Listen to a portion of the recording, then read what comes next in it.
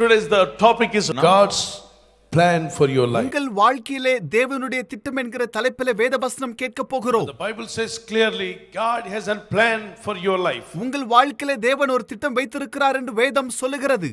God made us with a plan. தேவன் ஒரு திட்டத்தை கொண்டு நம்மை உருவாக்கி இருக்கிறார். Jeremiah 29 verse 11 says, எரேமியா 21:11 சொல்லுகிறது, I know the plans I have for you. நான் உங்கள் பேரில் நினைத்திருக்கிற நினைவுகளை அறிவேன் என்கிறார். Declares the Lord, plans to prosper you and not to harm you, plans to give you hope and future. தேவன் நம்மேல் வைத்திருக்கிற நினைவுகள் அவைகள் தீமைக்கல்ல சமாதானத்துக்கு ஏதுவான நினைவுகள் என்று வேதாகமத்திலே நாம் வாசிக்கிறோம். God has a plan for you. தேவன் ஒரு திட்டத்தை உங்கள் மேல் வைத்திருக்கிறார். God has a purpose for you. உங்கள் மேல் ஒரு நோக்கம் வைத்திருக்கிறார். He made you wonderfully in the womb of your mother. உங்களுடைய தாயின் கருப்பத்திலே தேவன் உங்களை விசேஷமாக உருவாக்கி இருக்கிறார். God only created man and woman. When you read Genesis chapter 1 verse 26 to 29. ஆணையும் பெண்ணையும் தேவன் படைத்தார் என்று ஆதியாகமம் 1:26-29 வரை வாசிக்கிறோம். Genesis chapter 2 verse 18 to 32.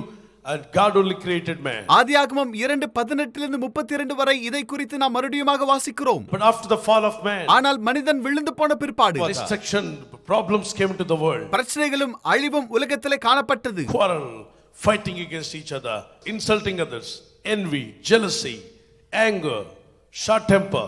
All these things took place on this earth after the fall of man. சண்டைகளும் கோபங்களும் வாக்குவாதமும் பேதமும் மற்றவர்கள் மேல் பகையும் இவைகள் எல்லாம் கூட மனிதன் பாவத்திலே விழுந்த பிற்பாடு உலகத்திலே நடந்த மாற்றமாய் காணப்படுகிறது. That is why to take away the curse from this world, எனவே இந்த உலகத்திலே சாபத்தை எடுத்து போடும்படியாக Jesus came to this world and shed his blood for you and me. இயேசுவானவர் பூமிக்கு வந்து தம்முடைய இரத்தத்தை நமக்காக சிந்தினார். To take away your poverty, உங்களுடைய தரித்திரத்தை மாற்றும்படியாக he came and he took our poverty on the cross. அவர் சிலுவையிலே நமக்காக தரித்திரராய் மாறினார். To remove every curse, every disease, every problem from your life. உங்களுடைய வாழ்க்கையிலிருந்து வியாதியையும் சாபத்தையும் நீக்கி போடும்படியாக He died on the cross. அவர் சிலுவையிலே மரித்தார். So everyone on earth, whoever believes Jesus Christ is my only savior, you are going to receive the blessings, eternal life and forgiveness for your sins and great salvation freely you can receive it. யாரெல்லாம் கூட இயேசுவை சொந்த இரட்சகராக ஏற்றுக்கொள்கிறீர்களோ உங்களுடைய பாவங்கள் மன்னிக்கப்பட்டு சந்தோஷமும் ரட்சிப்பும் நித்திய ஜீவனும் நிச்சயமாகவே பெற்றுக்கொள்வீர்கள். If God made you, he has a plan for you. தேவன் உங்களை படைத்தால் ஒரு நோக்கம் வைத்திருக்கிறார். God created you, he has a purpose for you. ஒரு நோக்கத்தை கொண்டு தேவன் உங்களை உருவாக்கி இருக்கிறார். He has put a special fingerprints on your thumb that definitely has a special purpose about your life. விசேஷித்த கைரேகையை உங்களுக்கு கொடுத்தார் என்றால் உங்கள் மேல் அவர் விசேஷித்த நோக்கம் கொண்டிருக்கிறார். God has a special purpose with you. That is why he has put a special fingerprints and special iris. உங்கள் மேல் நோக்கம் கொண்டவராய் இருக்கிறபடினாலே விசேஷித்த கைரேகையும் கருவிழி படலத்தையும் கூட தேவன் உங்களுக்கு கொடுத்திருக்கிறார். God has a different plan for you. தேவன் உங்கள் மேல் ஒரு வித்தியாசமான நோக்கம் கொண்டிருக்கிறார். Wonderful plan for you. அற்புதமான நோக்கம் தேவன் உங்கள் மேல் கொண்டிருக்கிறார். Maybe you are a student. நீங்கள் ஒரு மாணவனாய் இருக்கலாம். Maybe a job holder. நீங்கள் வேலை செய்கிறவர்களா இருக்கலாம். Maybe you are a housewife. நீங்கள் குடும்ப தலைவியாய் இருக்கலாம். Maybe just a businessman. நீங்கள் தொழில் செய்கிறவர்களாக இருக்கலாம். However, whoever. எப்படி இருந்தாலும் நீங்கள் யாராய் இருந்தாலும் But God has a plan for you. தேவன் உங்கள் மேல் நோக்கம் வைத்திருக்கிறார். You should pray, Lord, thy will be done before I close my eyes. சித்தம் என் வாழ்க்கையில் நடக்க வேண்டும் என்று நீங்கள் கேட்க வேண்டும். Thy will be done before I close my eyes. நான் மரிக்கும் முன் சித்தம் நிறைவேற வேண்டும். Fulfill thy will in my life, Lord. சித்தம் என் வாழ்க்கையில நிறைவேற்றுவீராக. How many would say that? எத்தனை பேர் சொல்ல விரும்புகிறீர்கள்? How many would follow the will of God? எத்தனை பேர் தேவ சித்தத்தை பின்பற்ற விரும்புகிறீர்கள்? I was thinking I want to become a pilot. விமான ஓட்டுநராக இருக்க வேண்டும் என்று நான் விரும்பினேன். God was thinking I should become a pastor. ஆனால் நான் போதகராக இருக்க வேண்டும் என்று தேவன் நோக்கம் கொண்டார். Now God made me a pastor. ஆனால் இப்பொழுது தேவன் என்னை ஒரு போதகராக வைத்திருக்கிறார். I never ever thought to become a pastor. போதகராக மாற வேண்டும் என்று ஒரு காலமும் நான் விரும்பவில்லை. I know what is pastor's life, hatching, matching, dispatching. போதகருடைய வாழ்க்கையில் இருக்கிற கஷ்டங்களை நான் அறிந்திருக்கிறேன். உங்களுக்கு புரிகிறதா? ஒரு குழந்தை பிறந்தால் அந்த குழந்தைக்கு பெயர் வைக்க வேண்டும் என்பதற்காக மாத்திரமே விசுவாசிகளுக்கு பாஸ்டர் ஞாபகத்திற்கு வருவார். இடையிலே போதகர் அவர்களுக்கு ஞாபகம் இருக்க மாட்டார். அந்த குழந்தை வளர்ந்து திருமணம் செய்யும் பொழுது திருமணம் செய்வதற்காக மறுபடியும் போதகரை அவர்கள் அழைப்பார்கள். திருமணத்திற்கு பிறகு அவர்கள் எல்லாம் சம்பாதிப்பார்கள், நன்றாக இருப்பார்கள். ஆனால் போதகரை ஞாபகப்படுத்திக் கொள்ள மாட்டார்கள். பிறகு அவர் மரிக்கும் பொழுது அடக்காராதனை செய்வதற்கு மறுபடியும் போதகரை அவர்கள் அழைப்பார்கள். I don't like to become a pastor. நான் போதகராக இருக்க ஒரு காலமும் விரும்பவில்லை. But God has planned my life to be a pastor.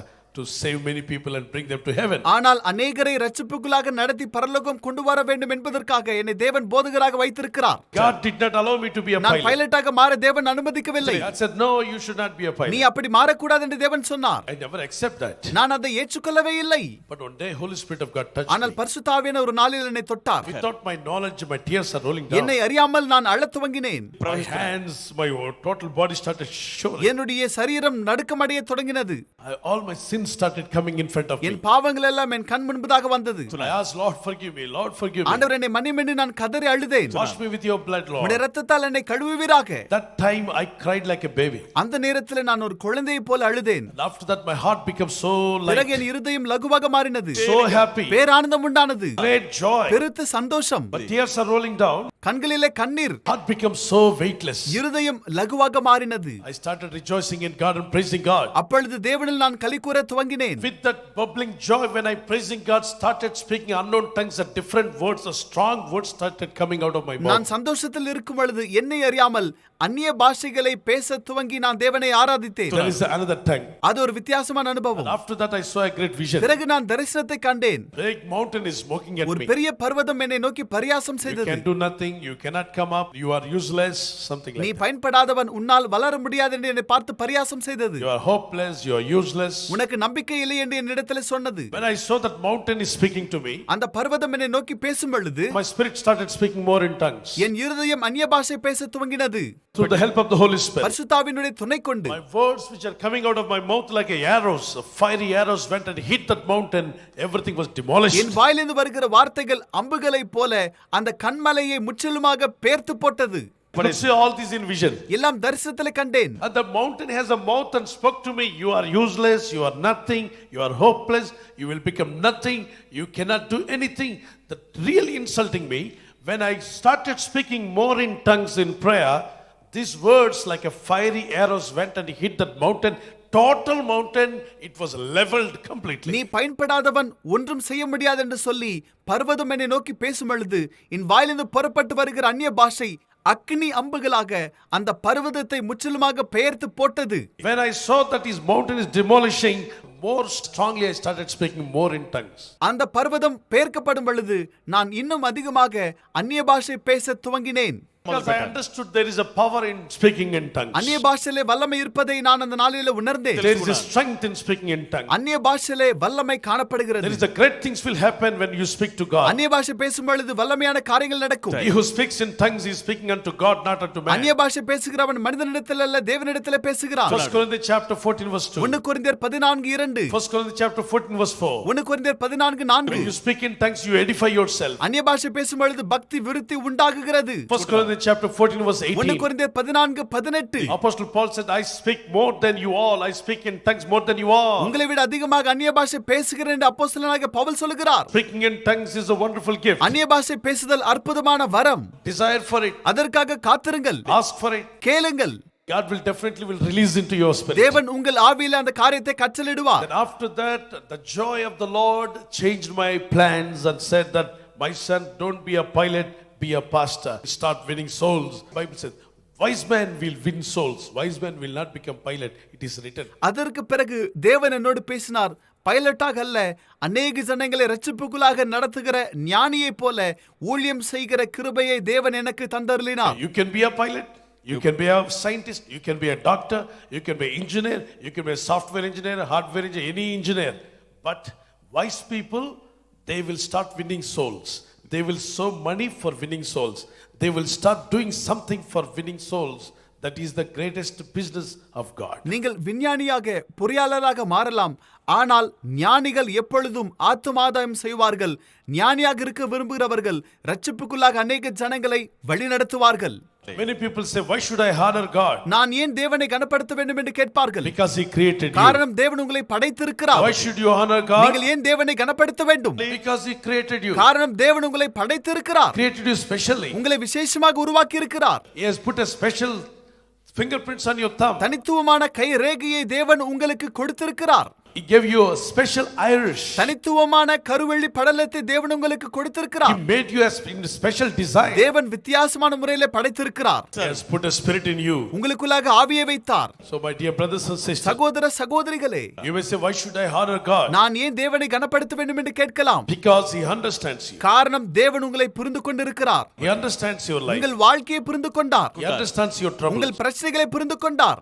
Nobody in the world can understand you perfectly. தேவனைப் போல உலகத்தில் யாரும் உங்களை புரிந்து கொள்ளவே முடியாது. Sometimes your own wife cannot understand. உங்கள் மனைவி உங்களை புரிந்து கொள்ளாமல் இருக்கலாம். Your own husband doesn't உங்கள் understand. கணவர் உங்களை புரிந்து கொள்ளாமல் இருக்கலாம். He cannot understand what is your situation that you are going. நீங்கள் கடந்து போகிற சூழ்நிலையை உங்கள் கணவர் கூட புரிந்து கொள்ளாமல் இருக்கலாம். The pain, mental tension, what you have, they fail to understand. வலி, மனரீதியான பிரச்சனை புரிந்து கொள்ள அவர்கள் தவறி போகலாம்.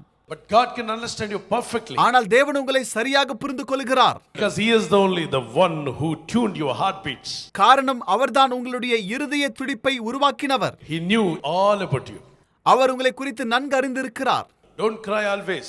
எப்பொழுதும் அழ வேண்டாம். Why this test came to me? ஏன் எனக்கு இந்த பரீட்சை என்று கேட்க வேண்டாம். Why this trouble for me? ஏன் எனக்கு இந்த உபத்திரம் என்று கேட்க வேண்டாம். If God is not answering your prayer, தேவன் உங்களுக்கு பதில் கொடுக்கவில்லை He என்றால் is preparing something for you. அவர் உங்களுக்காக ஏதோ ஒன்று ஆயத்தம் செய்கிறார். You should know that He is preparing a best தேவன் for you. உங்களுக்கு சிறந்ததை ஆயத்தம் செய்கிறார் என்பதை புரிந்து கொள்ளுங்கள். If your prayers are not answered immediately, உங்கள் ஜெபங்கள் துரிதமாக பதில் பெறவில்லை என்றால் that means He is preparing something behind the screen. திரைக்கு பின் விசேஷமான காரியத்தை அவர் ஆயத்தம் செய்து கொண்டிருக்கிறார். Continue to pray. தொடர்ந்து ஜெபியுங்கள். Don't stop praying. இடைவிடாமல் ஜெபியுங்கள். Continue to ask the Lord. தொடர்ந்து தேவனிடத்தில் கேளுங்கள். Best thing is yet to come. சிறந்த காரியம் நிச்சயம் நடக்க போகிறது. Never think that you are alone. நீங்கள் தனிமையாக காணப்படுவதில்லை.